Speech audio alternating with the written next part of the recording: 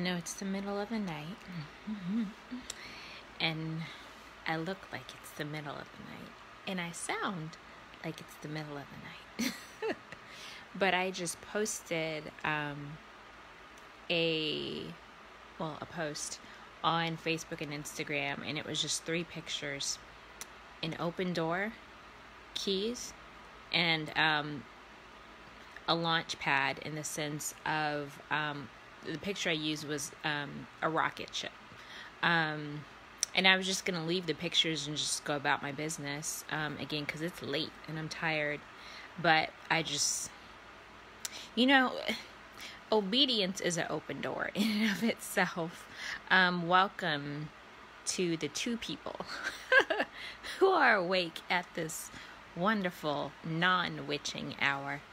And so I just kept hearing open doors, and it was like, ooh, I need to speak on that. I need to say something. And when I was getting ready to come on here, I heard the words, "Behold, I set before you an open door." Now, prophecy is the spirit of prophecy is the testimony of Jesus. So the prophetic word, the authentic prophetic word, needs to come out of the Word of God. There needs to be backing for it in the Word of God. And I knew where that was from. I was like, that's the book of Revelation, Jesus. So let me go look it up. And so I have it pulled up on my laptop, and it's Revelation 3:8. And it says, "I know your works. See, I have set before you an open door, and no one can shut it. For you have a little strength. You have kept my word, and have not denied my name." And then one of the other pictures was of keys.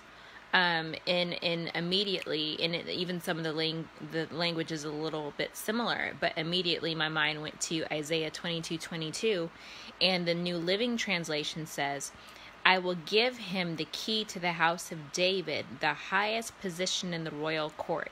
When he opens doors, no one will be able to close them, and when he closes doors, no one will be able to open them." And so those are really powerful verses, because if you have an open door, the door does not open without some sort of a key. So in this season, and I really feel strongly, and I know this is to me and to anyone else who's in this category, I feel this very strongly for the people who have been persecuted on any level. Lighting's a little bit better this way. For the people who have been persecuted on any level, who've been slandered, who've had their character assassinated, if you have been in that situation, and if you have been faithful, I believe I'm speaking this out of my own present experience. I believe this is a season of open doors. This is a season where the Spirit of the Lord is opening doors for you that no man can shut. Because if they're putting their mouth on you, then they think that they can shut doors for you. They think that they can shut opportunities to you. They think that they can shut off groups and networks and associations to you. But the devil is a liar, because the Lord has opened the door for you. And this is not going to be a situation where, I believe it was somewhere in Corinthians, where Paul said, a great and effectual door has been opened unto me, and with it are many adversaries. Well, we've already dealt with the adversaries. In fact, we're not even dealing with them, because the Lord is dealing with them. Michael said, "Satan, the Lord rebuke you." He was like, I ain't messing with you. I'm not messing with you, okay? So this is a door that the Lord has opened. This is a Kairos time.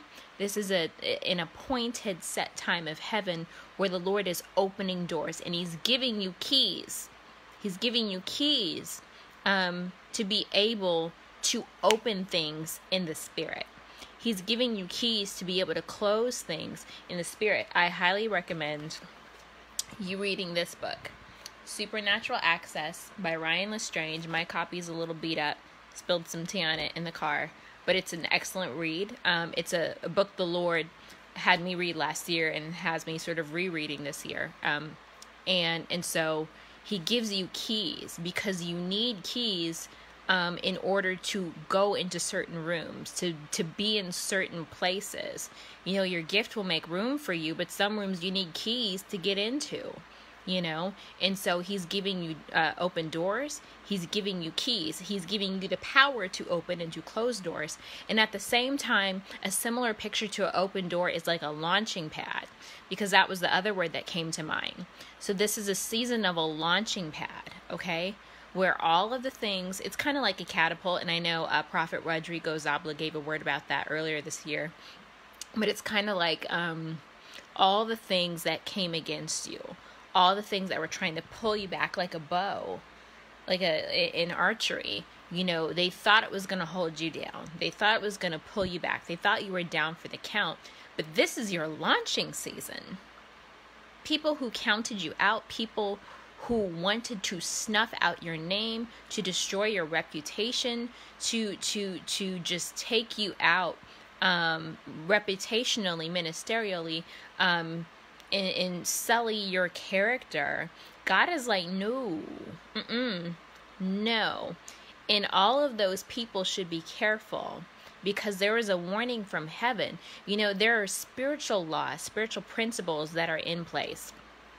And there's a reason Jesus said to be kind to those who are evil to you, to pray for those who despitefully use you. There's a reason for that, because when they launch that witchcraft against you, and it really is, people don't like that word. They think it's super deep, but it's really more, I hate to use the word casual, but it really is a more earthy term, I'll say, because it's any form of manipulation, intimidation, and domination. It's any type of coercion. It's any type of seduction or trying to sway somebody against their will. It's not the same thing as influence. It's the negative version of influence.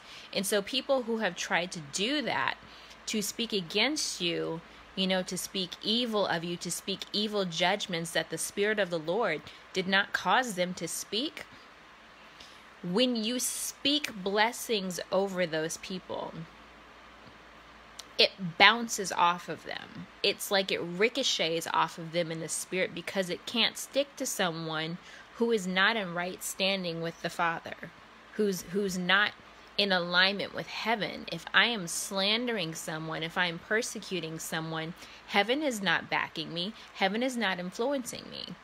I am diametrically opposed to heaven in that moment. And so when I am releasing evil words against people, it is going to ricochet off those people who are in right standing with God. If you're putting your mouth on them, it's going to bounce off of them. And as you bless them, it comes back on you. The blessing comes back on you, I should say. But the evil goes on them. And now this is not to say, because a lot of people will teach you in warfare, well, you send it back. Whatever they sin against you, you send it back. Some people will double it. Well, my friend, that is witchcraft also. That's Pentecostal, evangelical, holiness witchcraft. We don't send things back. We send things back to hell. We don't send things back on people. But the thing is, because it's a law, you don't have to send something back on someone, because it automatically goes back to the mouth that spoke it like a boomerang. And so you have to be mindful. But I just want to encourage you, if they talked about Jesus, they're going to talk about you. If they tried to destroy Jesus, they're going to try to destroy you. But you stand firm. I'm going to read Revelation 3:8 again. It says, I know your works. See, I have set before you an open door, and no one can shut it. For you have a little strength, have kept my word, and have not denied my name. You don't even have to have great strength. You just maintained with that little bit of strength you had in that moment when the enemy was coming against you, but you withstood him. And because of that, there is an open door in heaven that is set before you. Okay? That's a portal. It has to do with transportation. You know what I mean? It's a new channel that's been opened up to you. And you can walk through that by the grace of God. And let me tell you something. God does not open doors to his people without giving them an angelic escort. When he told John, come up in the next chapter, there were angels that escorted him to heaven. Immediately, he was open. We can't do things in the spirit without, it's like a police escort, you know? It speeds the way. It clears the way before you. It clears the traffic out of the way, and it makes sure you are safe. The realm of promotion, I feel oil. The realm of promotion is guarded because heaven has opened it. And so that is my encouragement to you. This is a season of open doors, of keys, and of launching pads. So take that, pray over it, steward it. Let me tell you something. And I wasn't going to say this, and I really am closing, y'all. My Kojic roots are showing, okay? I got a prophetic word from an apostle last week. And in it, he was saying, or maybe it was the week before. It wasn't long. It wasn't even a full 2 weeks ago. And he was saying, you know, I believe the Lord, with your social media, he's given you something that's going to become an apostolic structure that's going to become fruitful. I didn't just say, ooh, that's a good word. And it was a good word, y'all. I took it and I ran with it. But the thing is, you know, a lot of times when the Lord speaks, there's an urgency attached to it. Not necessarily like a bad thing. You just like, ooh, I got to work. I got to do something. At least got to pray about this, you know. And so 1 week ago, on Sunday or Monday night, whenever it was, the Lord dropped some words into my spirit. And it was 2 different phrases. The first one was graced to build. And then the second one was she builds.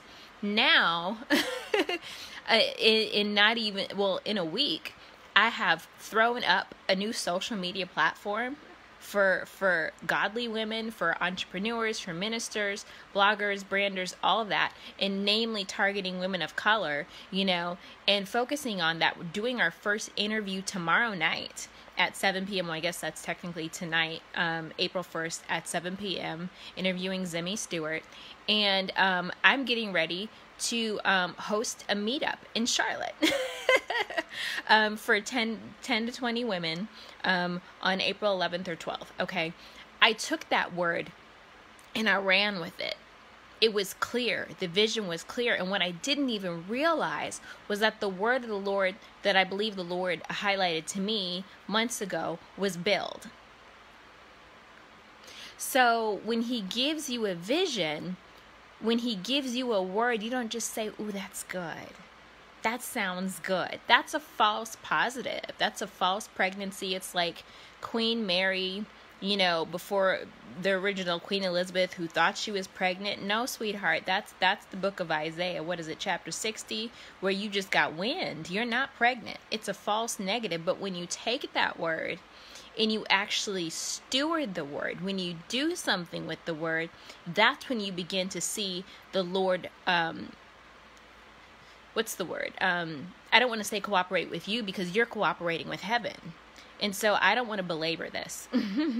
But open doors, keys, and launch pad, they're all connected, and this is a season. So if you've been discouraged, dejected, attacked, persecuted, had your character assassinated, don't even worry about it. Like literally, don't you lose a wink of sleep about it, because the Lord is opening doors for you. And what did David say? He said, the Lord prepares a table for me in the presence of my enemies. They are going to see and will not be able to deny in truth what the Lord does for you. They might not want to acknowledge it, but they're going to see it. Some of the things that they wanted and that they planned for themselves are coming to you. They are coming to you because the Lord can trust you, because your character has been tested and has been proven. It has been refined in the fire. It has sustained the secret place. And let me say this other thing. I meant to say this earlier tonight and just posted, but since we're on here, I'm going to say this. Prophets, come out of the cave. Come out of the cave. Because we don't know anything about those 100 prophets that Obadiah hid in the book of 1 Kings. Who are they? We don't know. Come out of the cave. Come out of the cave. There are assignments for you that cannot be completed in the cave. You need to come out of the cave. Place a gag order on the spirit of fear. Tell it to shut up. Gird up your loins and come out of the cave, because there are too many people playing out here. Too many people playing with the prophetic, too many people playing with the apostolic, too many people who are spiritual hybrids. And what I mean by spiritual hybrids in this particular context is it's like they're amphibious. You swim into the kingdom of heaven and you swim into the kingdom of darkness, and you think nobody sees you. No, God did not call us to be double-natured in that sense. He didn't call us to be a tainted syncretic mixture. He called us to be holy and untainted and pure. So prophets, come out of the cave. Jehu, apostles, get up. You are well able. You are anointed. You have the divine power of heaven behind you. You have heaven's angelic escort. Just don't turn into what the Lord has you taking down. Do not become the spirit that the Lord has you targeting. And that is all I'm going to say. Y'all have a wonderful evening and get some rest. God bless. Bye-bye.